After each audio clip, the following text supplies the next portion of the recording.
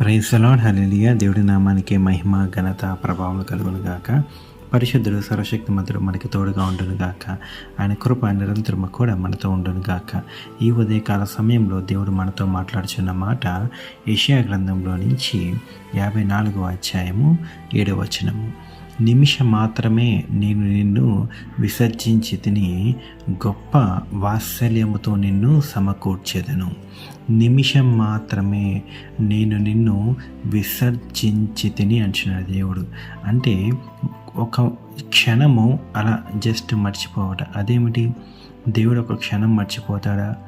దేవుడు అనుక్షణము కనుపాపలా మనల్ని కాపాడుతాడు కదా. ఆయన కృప నిరంతరం ఉంటుంది కదా. మరి దేవుడు ఒక క్షణము మర్చిపోవటం ఏంటి అని చాలామంది అనుకుంటారు. చూడండి, ఒక క్షణము మర్చిపోవటం అంటే అందరినీ మర్చిపోవటం కాదు. దేవుడు కనుక ఒక్కసారి కనురెప్ప జస్ట్ అలా మూసాడంటే ఈ విశ్వము, భూమి అంతను కూడా ఏకదం ఒక్కసారిగా కొలాప్స్ అయిపోతాయి. అయితే ఇక్కడ దేవుడు ఏమంటున్నాడంటే నిమిషం మాత్రమే నేను నిన్ను విసర్జించి తిని అంటున్నాడు. అయితే ఇది చూడండి, కొన్నిసార్లు భయంకరమైన శోధనలు వస్తాయి మనకి. ఎంతటి భయంకరమైన శోధనలు అంటే అగ్నిగుండంలో పడిపోయేంత శోధనలు. మరి అలా చూసుకుంటే షద్రక్, మెషాయ్, అబేద్నెగోలు మరి అగ్నిగుండంలో పడిపోతారు. మరి దేవుడు కనుపాపలు, కనుగుడ్లు, కనులు వారిని చూస్తున్నాయి కదా. దేవుడి కృప వారికి నిండుగా ఉంది కదా. మరి దేవుని కృప నిండుగా ఉండి దేవుని మీద వారికి అంత విశ్వాసము, బలం ఉండి కూడా అగ్నిగోళంలో ఎలా పడిపోతారు?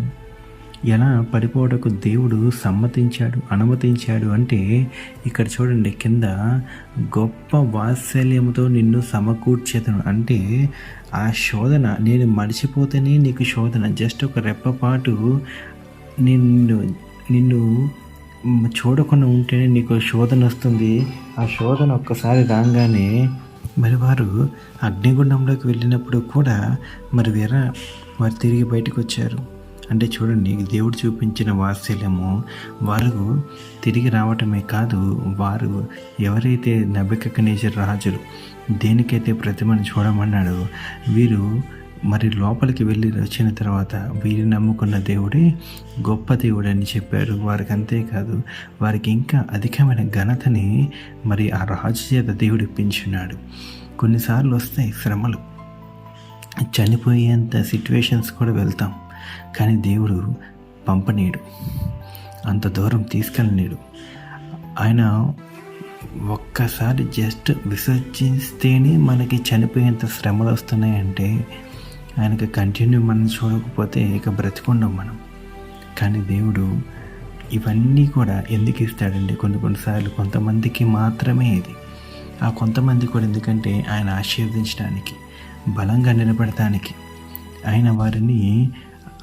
ఈయన దేవుడు ఆశీర్వదించిన బిడ్డలు అని అనేక మంది ముందు సాక్ష్యంగా ఒక్కొక్కసారి ఈ పరిణామాలు జరుగుతూ ఉంటాయి. కానీ దేవాది దేవుడు ఎప్పుడు కూడా ఆయన మాట తప్పనివాడు. కాబట్టి జస్ట్ ఆయన అలా అనుకున్నాడు అంతే. కానీ నెక్స్ట్ లెవెల్ ఏమైందంటే గొప్ప ఆశీర్వాదం దిగింది. చూసారా ఎంత గొప్పదో! దేవుడు తోడుంటాడు, ఆయన ఎల్లప్పుడూ కాపాడుతాడు. కానీ కొన్నిసార్లు భయంకరమైన శ్రమలకు కూడా కొన్నిసార్లు అనుమతిస్తూ ఉంటాడు. వాటి వైపు వెళ్ళినప్పుడు మనం దేవుణ్ణే చూడాలి, ఆయన వైపే చూడాలి, ఆయన మాటలు జ్ఞాపకం చేసుకోవాలి, ఆయన గ్రంథంలో ఆయన పలికిన వాగ్దానము జ్ఞాపకం చేసుకోవాలి. ఆ రీతిగా ఉంటే గనక ఎంతటి శ్రమైనా సరే మనకి చిన్న రాయిలాగా కనపడుతుంది అనమాట. ఇసిరి అవతల పారేయచ్చు. మరి గొప్ప వాక్యాన్ని దేవుడు దీవించి ఆశీర్వదించిన గాక. ప్రార్థన చేసుకుందాం. పరిశుద్ధుడు, సర్వశక్తిమంతుడు, సర్వాధికారి, రాజా, వందనములు దేవానికి స్తోత్రములయ్యా. నిన్న నేడు ఏకరీతిగా తండ్రి, మీకే వందనాలు, మీకే కృతజ్ఞత అసలు చెల్లిస్తున్నాను నా పరమ తండ్రి. గొప్ప వాత్సల్యం చూపించే దేవుడు అయ్యా నా పరమ తండ్రి. అయ్యా నా పరమ తండ్రి, నీవు నిమిషం పాటు విసర్జించినను నా పరమ తండ్రి. అయ్యా గొప్ప కృపనిచ్చి, గొప్ప ఆశీర్వాదం ఇచ్చి, గొప్ప వాత్సల్యముతో నా పరమ తండ్రి మమ్మల్ని కాపాడి, మమ్మల్ని సమకూర్చి, మా పైన నా పరమ తండ్రి నిండుగా మెండుగా దీవుల్ని కురిపించే దేవుడు నీవే నా పరమ తండ్రి. అయ్యా ఈ ఉదయకాల సమయంలో నా పరమ తండ్రి, ఎంతమంది అయితే నీ బిడ్డలు ఉన్నారో వారందరినీ జ్ఞాపకం చేసుకోండి. ప్రతి ఒక్కరిని దీవించండి, ఆశీర్వదించండి.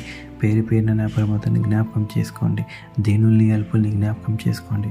పరిశుద్ధుడ సర్వశక్తిమంతుడ నా పరమ తండ్రి యేసయ్య. అయ్యా అదే రీతిగా నా పరమ తండ్రి యేసయ్య తండ్రి హోలీ స్పిరిట్ మినిస్ట్రీస్ కూడా జ్ఞాపకం చేసుకోండి. అయ్యా నీ దాసులను కూడా జ్ఞాపకం చేసుకోండి. మీరు తోడుండి ముందుకు నడిపించమని, మీ కృప చూపించమని, మీ వాత్సల్యత మాపై నుంచమని నజరేయుడు సర్వశక్తిమంతుడు దేవుడి నామంలోనే, కృపగల తండ్రి నామంలోనే ఈ ప్రార్థన కూడా అడిగి వేడుకుంటున్నాం నా పరమ తండ్రి. Amen, amen, amen.